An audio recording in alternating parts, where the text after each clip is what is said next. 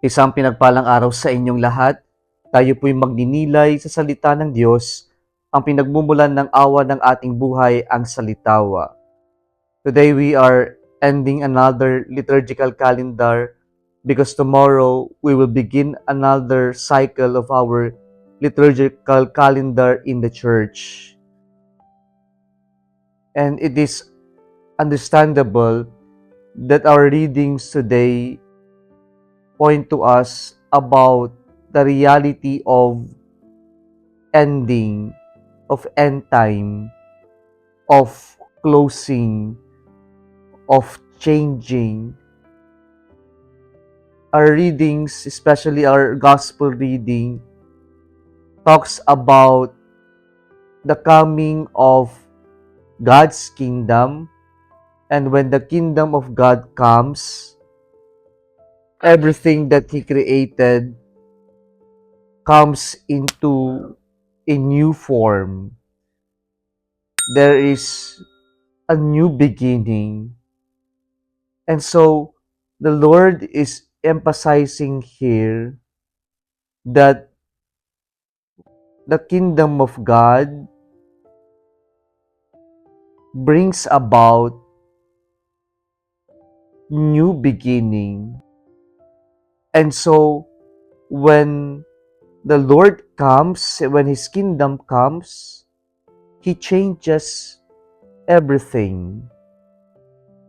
And this ending is not actually an end, but it is a new beginning. Kaya po magandang inspirasyon na sa pananampalataya natin, wala naman talagang nagtatapos, bagkus mayroong panibago.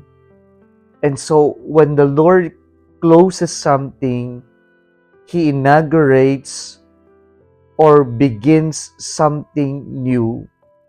At yung bago na ito, na iniaalok ng Diyos, ang siyang pinakamaganda. Kaya po mga kapatid, kapag tayo'y tunay na nanampalataya sa Diyos, hindi tayo mawawalan ng pag-asa.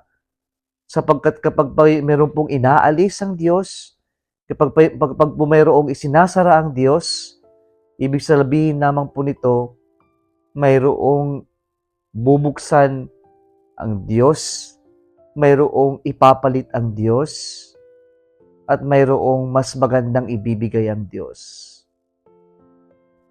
And so let us continue glorifying the Lord even in times something that we value closes, because we believe and hope that the Lord will open something better than what He closes. At the end, we come to believe that everything in this world changes or vanishes because there is only one who is constant, our God Himself. Kung nagustuhan mo ang video na ito, huwag kalimutang mag-like, i-share at mag-subscribe sa Salitawa Facebook page and YouTube channel. Muli isang pinagpalang araw sa inyong lahat.